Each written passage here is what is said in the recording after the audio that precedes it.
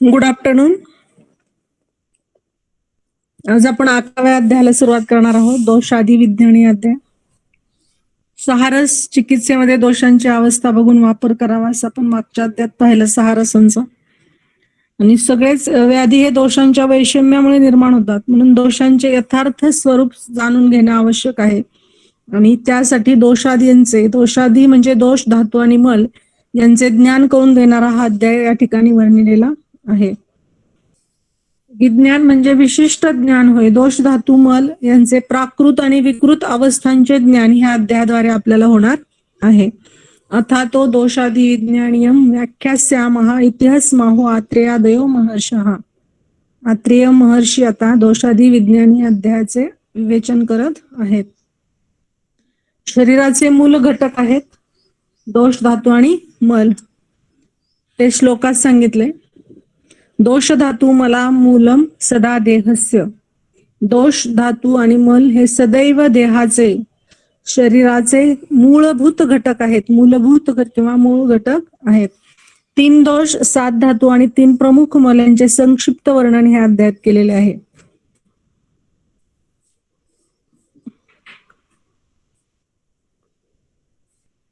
या 3 घटकांना वृक्षाच्या मुळाची उपमा या ठिकाणी दिलेली आहे. वृक्षाचे अस्तित्व ज्याप्रमाणे मुळावर अवलंबून असते, त्याचप्रमाणे शरीराचे अस्तित्व दोष, धातू आणि मल या 3 घटकांवर अवलंबून असते. या 3 घटकांच्या खेरीज ओज हा एक महत्वाचा शारीर घटक आहे. सप्तधातूंच्या निर्मितीवर ओजाचे प्राकृत स्वरूप अवलंबून आहे आणि त्यामुळे मूलभूत 3 घटकात ओजांचा वेगळा नामनिर्देश केलेला नसला तरी सप्तधातूमध्ये त्यांचा अंतर्भाव होतो आणि म्हणून ह्या अध्यायात ओजाचेही वर्णन परत केलेले आहे. तर आता ह्या अध्यायामध्ये सुरुवातीला दिलेले प्राकृत कर्म दिलेले दोष, धातू आणि मलांचे. तम चलाः उत्साह उच्छ्वास निश्वास चेष्टा वेग प्रवर्तनेहि सम्यगत्याच धातूनाम अक्षाणाम पाटवेनच अनुगृहती अविकृताः. वातदोषाचं या ठिकाणी प्राकृत अवस्थेतील वातदोषाचं कर्म या ठिकाणी सांगितलेलं आहे. श्लोक पाठ करायचेत म्हणजे सांगतच जाणार आहे मी. ह्या अध्यायात बरेचसे श्लोक आहेत पाठांतराचे. प्राकृत अवस्थेतील वातदोष हा उत्साह म्हणजे कुठलीही क्रिया करण्यासाठी लागणारी प्रेरणा आणि ती क्रिया सिद्ध होण्यासाठी लागणारी क्षमता, त्याला उत्साह असं म्हटलेलं आहे. तर वातदोषाचं प्रमुख काम आहे उत्साह देणे. उत्साह म्हणजे कुठलीही क्रिया करण्यासाठी लागणारी प्रेरणा आणि ती क्रिया सिद्ध होण्यासाठी लागणारी क्षमता. त्यानंतर उच्छ्वास, निश्वास. उच्छ्वास म्हणजे श्वास बाहेर सोडणे आणि निश्वास म्हणजे श्वास आत घेणे. श्वासोच्छ्वास किंवा उच्छ्वास निश्वास. चेष्टा म्हणजे सगळ्या प्रकारच्या हालचाली, शारीरिक, मानसिक आणि वाचिक या 3ही पातळींवरच्या विविध क्रिया, त्याला चेष्टा. वेगवेगळ्या सगळ्या प्रकारच्या क्रिया किंवा हालचाली. वेग प्रवर्तनेहि. वेग प्रवर्तन म्हणजे मलमूत्रादिकांचे विसर्जन. सम्यगत्याच धातूनाम अक्षाणाम पाटवेनच. सम्यक धातुगती. सम्यक धातुगती म्हणजे धातूंचे शरीरामध्ये योग्य संचरण आणि इंद्रियांचे विषण ग्रहण करण्याचे सामर्थ्य यामध्ये सांगितलेले. सम्यक धातुगती म्हणजे आपापल्या वाहिनीमधून विविध प्रवाही पदार्थांचे खूप जलद गतीनं नाही आणि खूप अति कमी गतीनं नाही असे संचरण करण्याचं काम. सम्यक म्हणजे योग्य प्रमाणात संचरण करण्याचं काम वायू वातदोष देतो. आणि अक्षपाटो म्हणजे इंद्रियांचे विषण ग्रहण करण्याचे सामर्थ्य. अक्ष म्हणजे इंद्रिय आणि पाटव म्हणजे विशिष्ट कार्य करण्याचे सामर्थ्य, म्हणजे 5ही इंद्रियांचे विषय ग्रहण करण्याचे सामर्थ्य हे वातदोषामुळे या ठिकाणी मिळते. अनुगृहती अविकृताः म्हणजे अविकृत अवस्थेमध्ये ही प्राकृत अविकृत अवस्थेमधील वातदोष शरीरामध्ये ही कामं करतो किंवा ह्या कामं करून शरीराला प्राकृत स्थितीत ठेवतो. तर म्हणून काय काय काम आहेत ते पुन्हा पाहूया. उत्साह, उच्छ्वास, निश्वास, विविध हालचाली, धातूंचे शरीरामध्ये योग्य संचरण आणि इंद्रियांचे विषण ग्रहण सामर्थ्य या कर्माद्वारे शरीराला प्राकृत स्थितीत ठेवण्याचं काम वातदोष करत असतो. प्रायः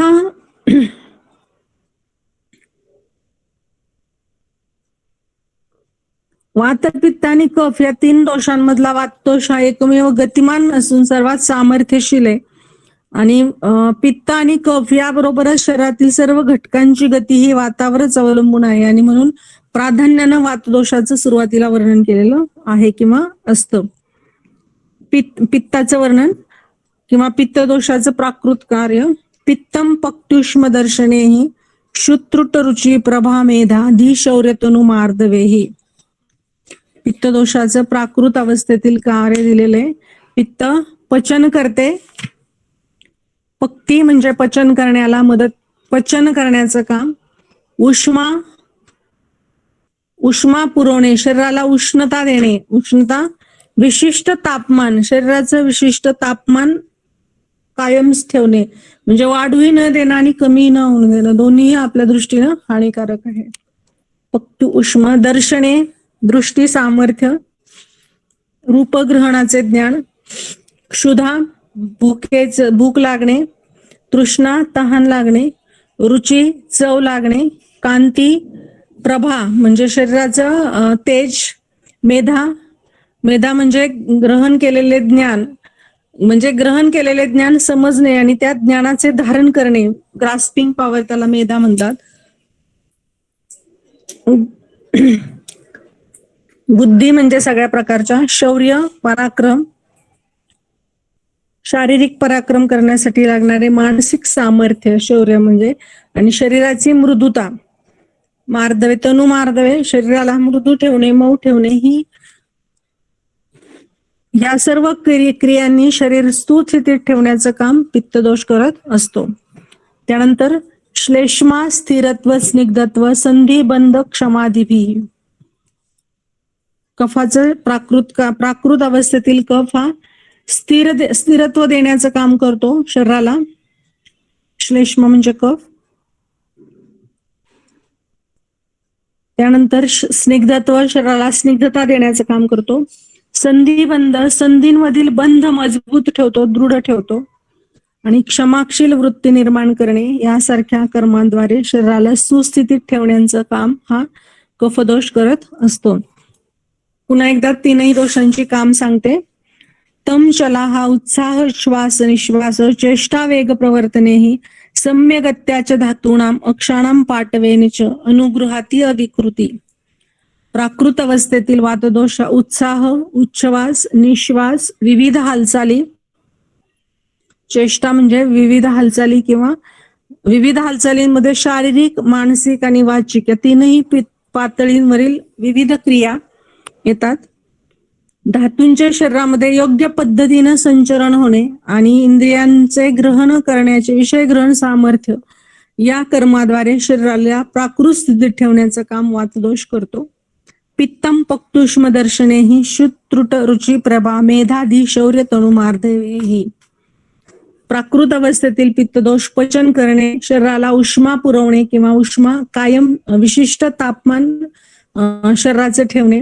दृष्टी सामर्थ्य, क्षुधा, तृष्णा, रुची, कांती, मेधा, बुद्धी, शौर्य आणि शरीराची मृदुता या कर्मांनी शरीर सुस्थितीत ठेवते. श्लेष्मा, स्थिरत्व, स्निग्धत्व, संधी, बंध, क्षमादिभिः. आणि प्राकृत अवस्थेतील कफ हा स्थैर्य देणे, स्निग्धता देणे, संधींमधील बंध मजबूत ठेवणे किंवा दृढ ठेवणे, क्षमाशील वृत्ती निर्माण करणे यांसारख्या कर्माद्वारे शरीराला सुस्थितीत ठेवण्याचं काम करतो. यानंतर आपण बघणार आहोत 7 धातूंची कर्म दिलेली आहेत. प्रमुख कर्मच या ठिकाणी दिलेली आहेत. वात, पित्त, कफ यांची जरी ही कर्म या ठिकाणी दिलेली असतील तरी ही त्रिदोषांची प्रधान कर्म सांगितलेली आहेत.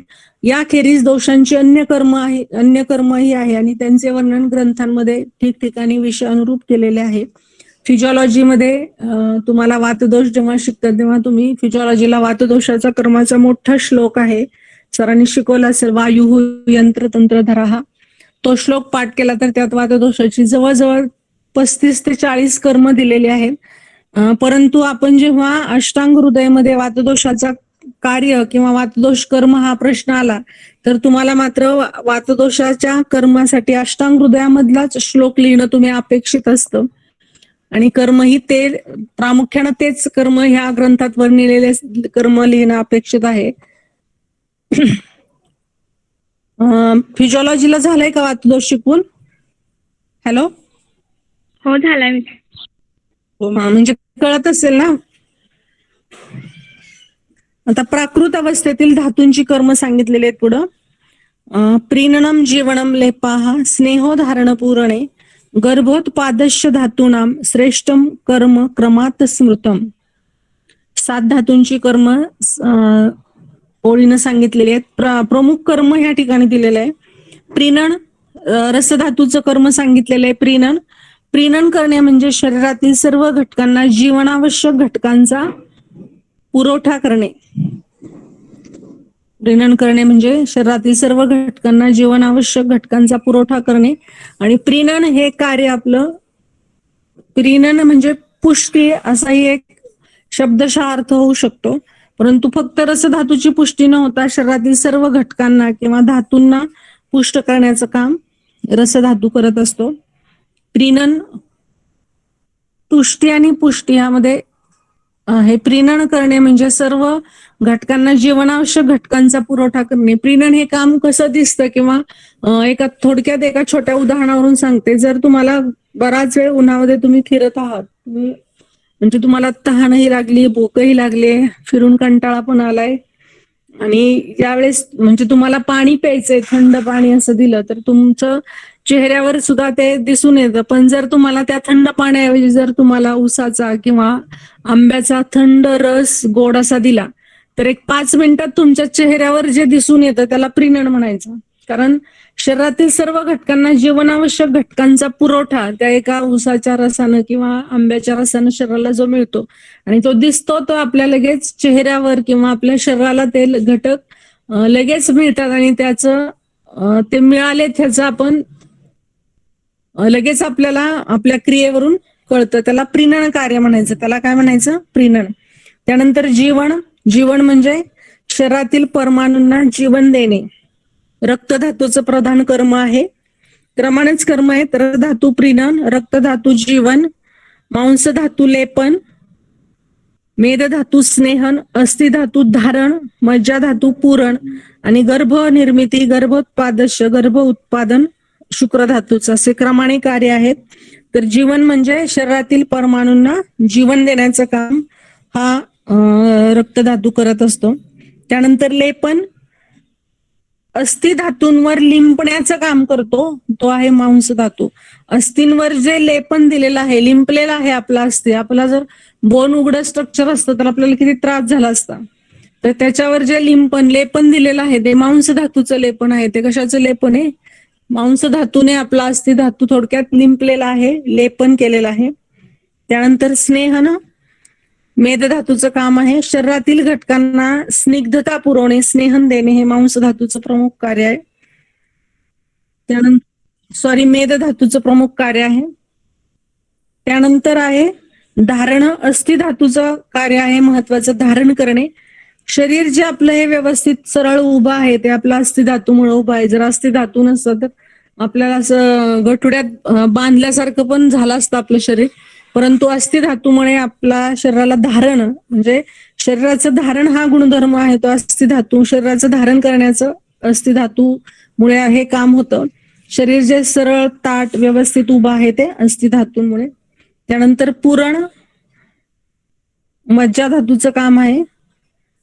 अस्थींचे पुरण करते. मज्जाधातू म्हणजे बोन मॅरो म्हणता येईल आपल्याला. फिलिंग, पुरण करणे म्हणजे रिकामी पोकळे असेल त्या ठिकाणी फिलिंग करणे, भरणे किंवा असणे त्या ठिकाणी मज्जाधातूचं काम आहे. आणि गर्भ उत्पादन, गर्भ निर्मिती करणे हे शुक्र धातूचं काम आहे. स्त्री शुक्र आणि पुरुष शुक्र. तर हे जे प्रीणनम जीवनम लेपाहा स्नेहोधारण पूर्णे गर्भोत्पादश्य धातूनाम श्रेष्ठम कर्म क्रमात स्मृतम, हे यांचे श्रेष्ठ कर्म सांगितलेले आहेत क्रमशः. म्हणजे हे एकच काम करतं का? रसधातू फक्त प्रीणन काम करतं का? तर श्रेष्ठ कर्म म्हणजे त्याचं सगळ्यात महत्वाचं कर्म सांगितलेलं आहे. प्रीणन करणे, जीवन देणे, लेपन करणे, स्नेहन करणे, धारण करणे, पुरण करणे आणि गर्भनिर्मिती. परंतु या खेरीचही अन्य बरेच कर्म सप्तधातू करतात. तर साधारणतः रसधातू जो आहे तो प्रीणनाबरोबर रक्तधातूचं पोषण महत्वाचं करण्याचं काम करतो. रक्तधातू हा यथोत्तर धातूंची निर्मिती ही पहिल्या धातूपासून होते. म्हणजे ज्यावेळेस सप्तधात्वाग्नी जे आहेत ते सप्तधात्वाग्नीची प्रक्रिया झाल्यानंतर तो धातू निर्माण होतो आणि पुढच्या धातूच्या निर्मितीसाठी लागणारं साहित्य पुरवण्याचं काम, ते पोषण करण्याचं काम पुढच्या धातूचं आधीचा धातू करत असतो. आपण बघणार आहोत पुढं अध्याय देणार आहे ते. तर असं धातूचं काम आहे प्रीणन करणे, त्याचबरोबर रक्तधातूचे पोषण करणे. रक्तधातूचं काम आहे जीवन करणे, त्याचबरोबर मांस धातूचं पोषण करणे. त्वचेला वर्ण आणि कांती देण्याचंही कामही रक्त करत असतो. मांस धातूचं काम आहे अस्थिंवर लेपन करणे, त्याचबरोबर मेद धातूचं पोषण आणि शरीराला बल देण्याचं काम करतो. मेद धातूचं काम आहे स्नेहन देणे, त्याचबरोबर अस्थि धातूचं पोषण करणे, स्वेद निर्मिती आणि शरीराला बल देण्याचं काम मेद धातू करत असतो. अस्थि धातू शरीराचं धारण केलेलं आहे अस्थिनं. मज्जा धातूचे पोषण करणे आणि शरीराला विशिष्ट आकार प्राप्त करून देण्याचं काम देतो. आणि बल देण्याचं कामही अस्थि धातू करत असतो. मज्जा धातू अस्थींचे पुरण करतो. शुक्र धातूचे पोषण करणे, शरीराला बल देणे आणि स्नेहन करणे ही कामही मज्जा धातू करतो. आणि शुक्र धातू गर्भनिर्मिती करणे, आनंद देणे, बल निर्माण करणे आणि ओजाची निर्मिती करणे. शुक्र धातू म्हणजे उत्तरोत्तर धातूंच्या निर्मितीसाठी म्हणून शुक्र धातू ओज निर्मितीसाठी मदत करतो. सप्तधातूंची निर्मिती होत असताना परिवर्तनाची दीर्घ प्रक्रिया सुरू राहते आणि ह्या प्रक्रियेमधूनच 7 धातूंच्या शेवटी ओज या अत्यंत महत्वाच्या घटकाची निर्मिती झालेली आहे. तर हे कार्य समजले का तुम्हाला? प्रीणनम जीवनम लेपाहा स्नेहोधारण पूर्णे गर्भोत्पादश धातूनाम श्रेष्ठ कर्म क्रमात स्मृतम.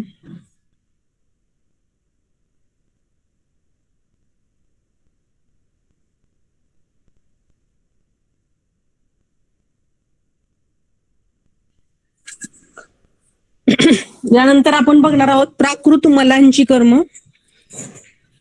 मल 3 मल इथं महत्वाचे सांगितलेले आहेत. पुरीशमल, मूत्रमल आणि स्वेदमल. प्राकृत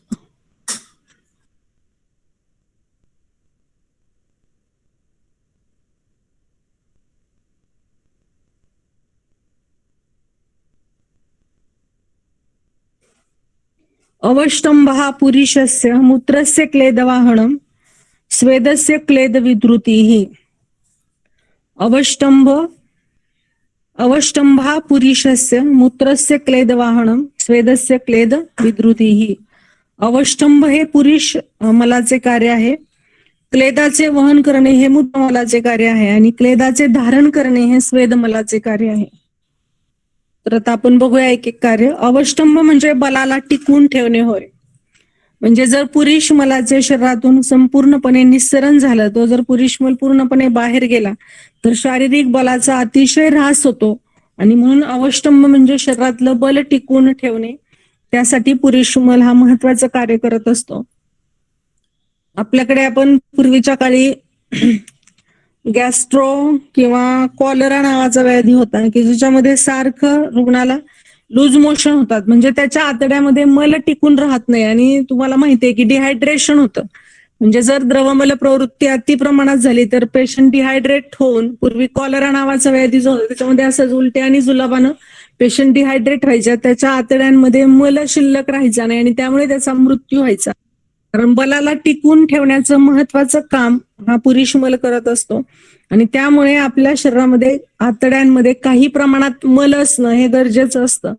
आणि जर तो अति प्रमाणात निस्सरण झाला, बाहेर पडला, तर आपल्या शरीराचं बल तर कमी होतच, परंतु त्याचबरोबर आपला मृत्यू सुद्धा होऊ शकतो. आणि म्हणून ज्या व्याधीमध्ये म्हणजे राजयक्ष्मा हा व्याधींचा राजा सांगितलेला आहे पूर्वीचा, तर त्या राजयक्ष्मामध्ये आतड्यांमध्ये मल टिकून ठेवण्यासाठी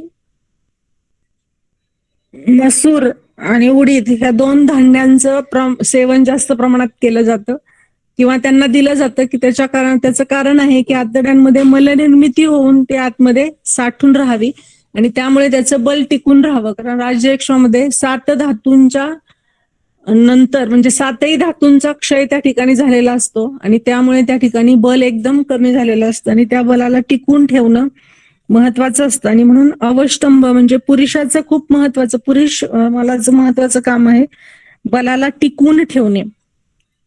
त्यानंतर मूत्रस्य क्लेद वाहनम, क्लेद वहन करणे हे मूत्रमलाचे कार्य आहे. क्लेद म्हणजे शरीरातील द्रवरूप आर्द्रता आणि या आर्द्रतेचं धारण करण्याचं कार्य हे स्वेदाचं आहे. म्हणजे जर स्वेदामुळे आर्द्रता विशिष्ट प्रमाणात टिकून ठेवली जाते, परंतु अधिक प्रमाणात निर्माण झालेला क्लेद मूत्राद्वारे शरीराबाहेर टाकला जातो. क्लेद निर्मिती जास्त प्रमाणात झाली तर ती वारंवार बाहेर टाकण्याची प्रक्रिया होते. म्हणजे क्लेद झालेला निर्माण आहे, जो क्लेद शरीरात अतिरिक्त क्लेद निर्माण होतो.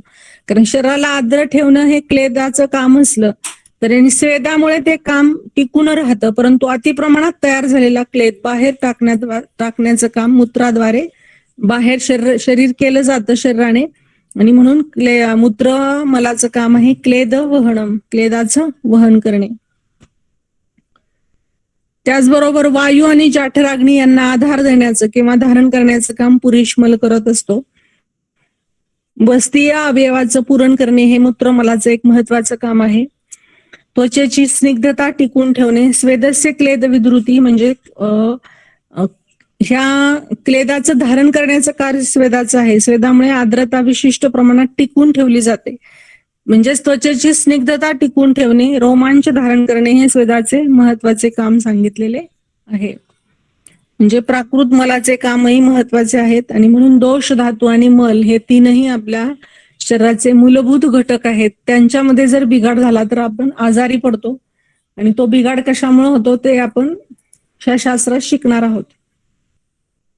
अवष्टंभ पुरुषस्य मूत्रस्य क्लेदवाहनम आणि स्वेदस्य क्लेद विद्रुती. म्हणजे अवष्टंभ म्हणजे बलाला टिकून ठेवण्याचं काम पुरुषमल करतं.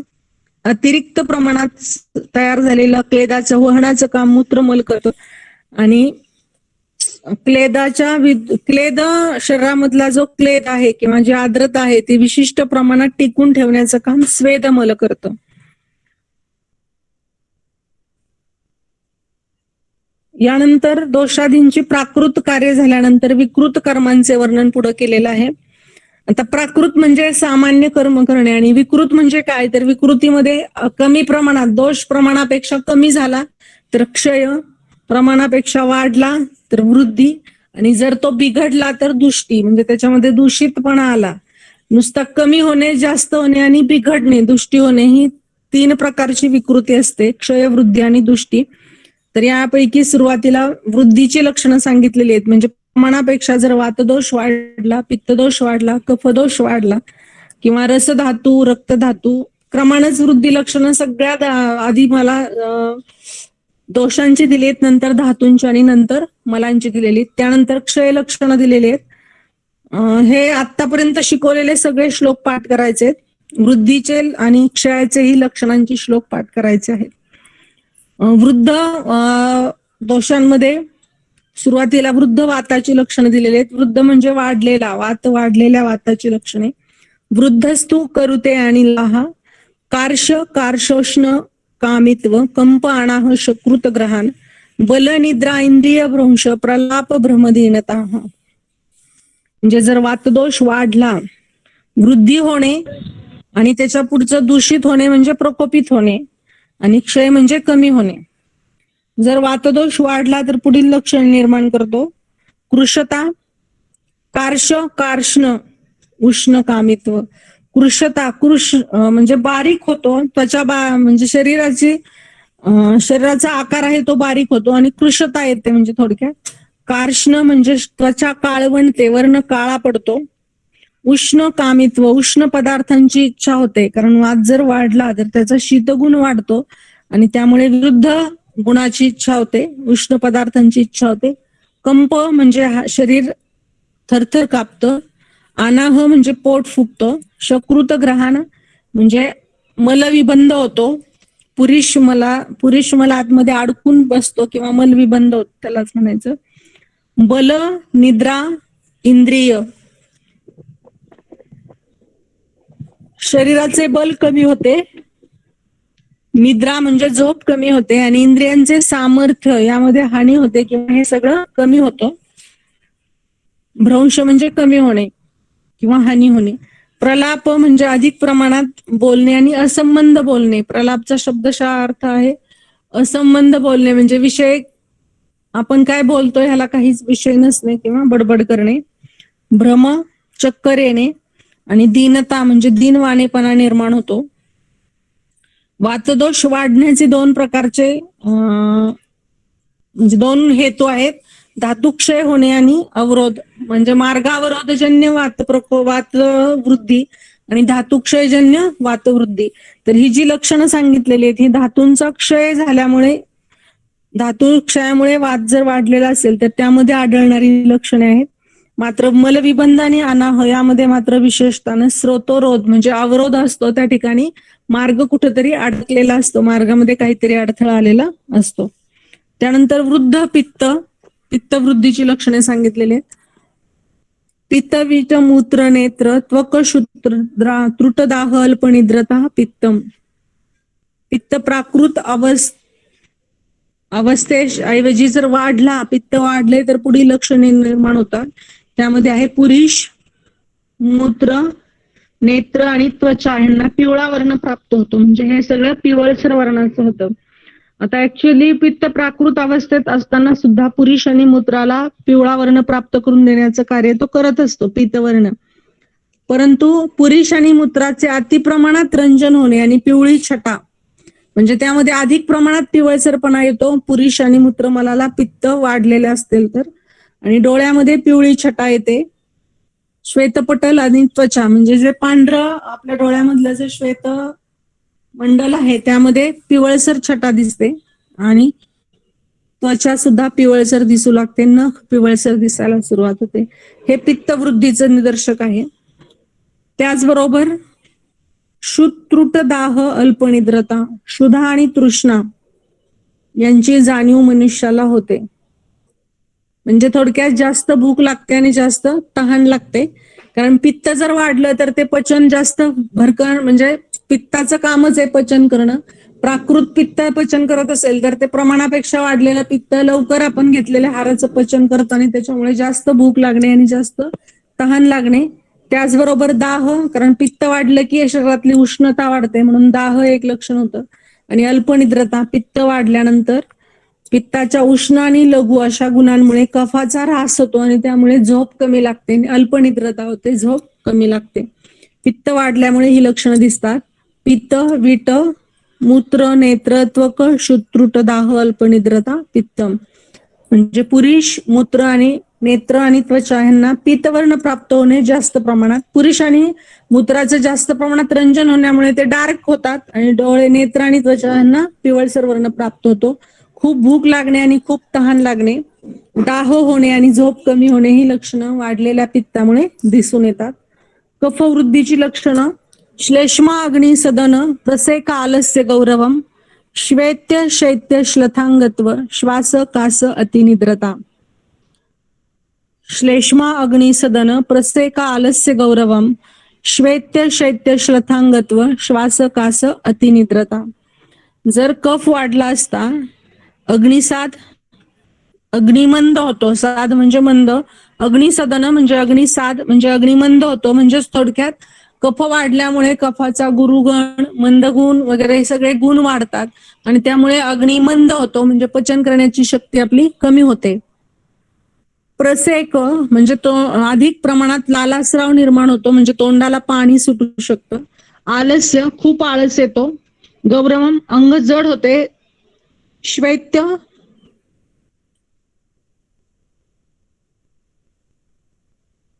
श्वेत्य म्हणजे श्वेतवर्ण प्राप्त होतो. मग यामध्ये पुरुष, मूत्र, नेत्र आणि त्वचा यांना पांढरट वर्ण प्राप्त होतो, त्याला श्वेत्य म्हणायचं. शैत्य म्हणजे शीतगुण कफाचा शीतगुण अधिक प्रमाणात वाढल्यामुळे शरीरातली उष्णता कमी होते आणि थंडी वाजते, त्याला शैत्य म्हणायचं. श्लथांगत्व, अंग शिथिल होतं, गळून गेल्यासारखं वाटतो, शिथिल. श्वसनास त्रास होऊ शकतो, कारण जडपणा आल्यामुळे धाप वगैरे लागू शकते. कास म्हणजे खोकला येऊ शकतो. आणि अतिनिद्रा, कफ वाढल्यामुळे अधिक प्रमाणात निद्रा येते. म्हणजे अधिक प्रमाणात निद्रा का, तर योग्य प्रमाणात झोप येण्यासाठी आपला कफदोष प्राकृत असणं गरजेचं आहे. कारण योग्य प्रमाणातल्या झोपेसाठी कफदोष कारणीभूत असतो. तो वाढला की अधिक प्रमाणात अवेळी अशी झोप येते. आणि पित्तदोष वाढल्यामुळे कफदोषाचे गुणधर्म कमी होऊन त्याचा कफक्षय होतो आणि म्हणून पित्तदोष वृद्धीमध्ये निद्रा कमी होते आणि कफवृद्धीच्या लक्षणामध्ये अति प्रमाणात झोप सांगितलेली आहे.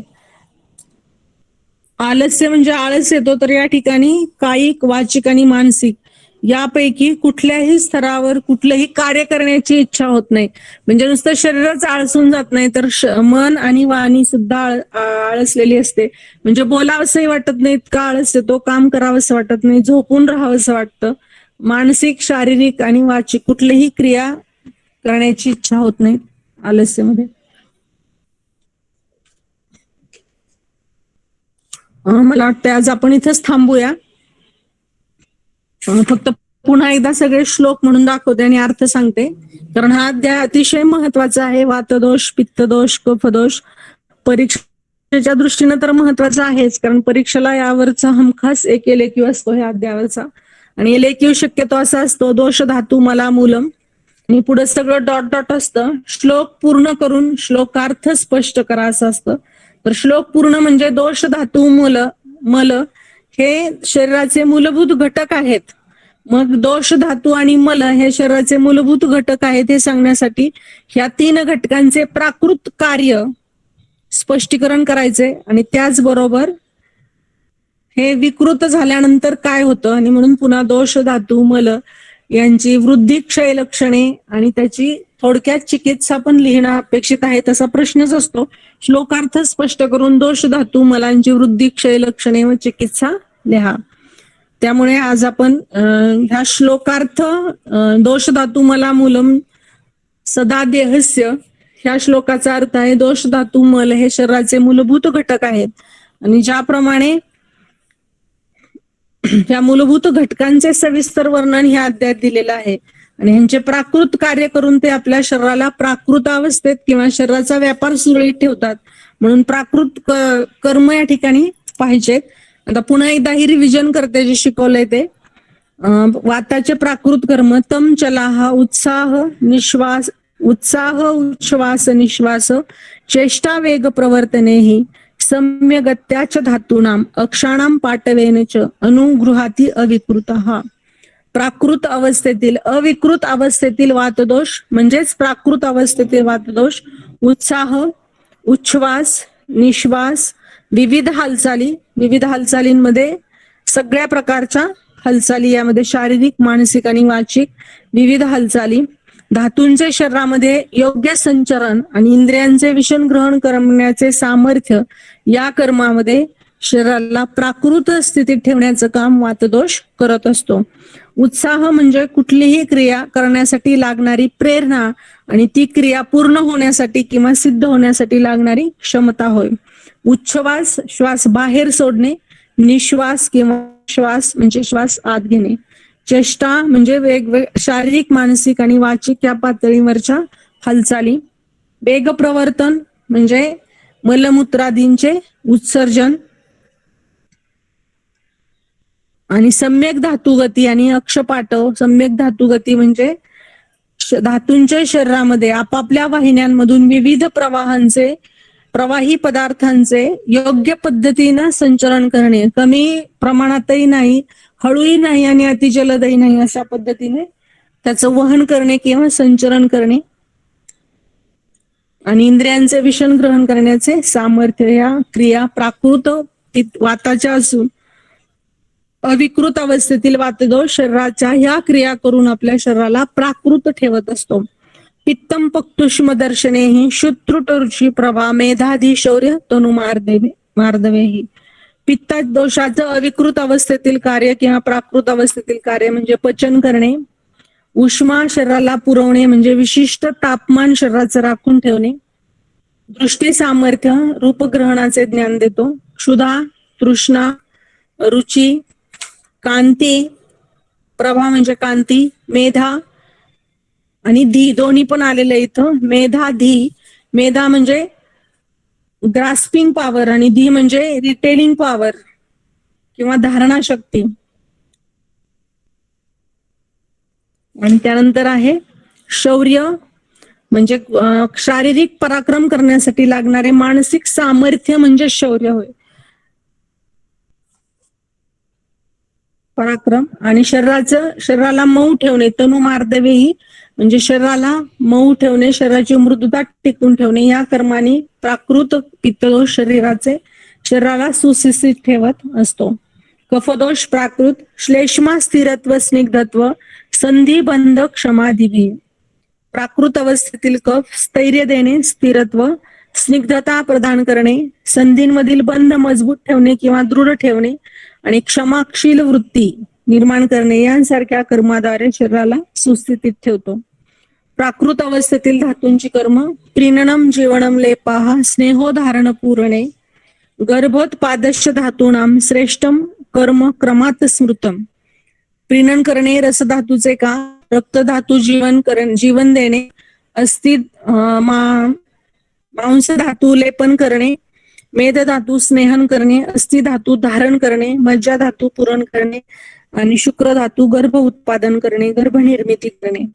प्राकृत मलांची कर्म अवष्टंभ हा पुरुषस्य मूत्रस्य क्लेदवाहनम स्वेदस्य क्लेद विद्रुधी. अवष्टंभ म्हणजे बलाला टिकून ठेवणे, क्लेद वहन करणे म्हणजे अतिरिक्त अधिक प्रमाणात तयार झालेला क्लेद मूत्राद्वारे शरीराबाहेर टाकला जातो. क्लेद वहन करणे मलाचे कार्य आणि क्लेदाचे कार्य आहे, स्वेदाचे कार्य आहे क्लेदाचे धारण करणे. क्लेद विद्रुधी म्हणजे आर्द्रता जी शरीराला आर्द्रता हवी असते त्या आर्द्रतेचं प्राकृत प्रमाणात धारण करण्याचं कार्य स्वेदाचं आहे आणि ती आर्द्रता प्रमाणापेक्षा वाढली तर ती मूत्राद्वारे शरीराबाहेर टाकली जाते. अधिक झालेला क्लेद मूत्राद्वारे शरीराबाहेर टाकला जातो आणि जो क्लेद आहे, जी आर्द्रता आहे ती प्रमाणात स्वेदामुळे आपल्या शरीरामध्ये विशिष्ट प्रमाणात टिकवून ठेवली जाते. ही आहेत मलाचे 3 मलांची प्राकृत कर्म. त्यानंतर वातवृद्धी, पित्तवृद्धी आणि कफवृद्धी पाहिली आपण. वातवृद्धी वृद्धस्तु कुरुते अनिलाहा कार्शोष्ण कामित्व कंप अनाह शकृत ग्रहान बल निद्रा इंद्रिय भ्रंश प्रलाप भ्रमदीनता. वातदोष वाढला असता वातवृद्धीच्या लक्षणामध्ये कृशता, कार्ष्ण म्हणजे त्वचा काळवणे, त्वचेला काळपट वर्ण येणे, उष्ण पदार्थांची इच्छा होणे, कंप म्हणजे थरथर कापणे, अनाह पोट फुगणे, मलविबंध पुरुष मल आतमध्ये अडकून बसणे, बल निद्रा आणि इंद्रिय म्हणजे इंद्रियांचे सामर्थ्य यामध्ये भ्रंश म्हणजे हानी होणे, कमी प्रमाण होणे त्याचं, प्रलाप म्हणजे बडबड करणे, असंबंध बडबड करणे, भ्रम म्हणजे चक्कर येणे आणि दीनवाणेपणा येतो वात वाढल्यानंतर.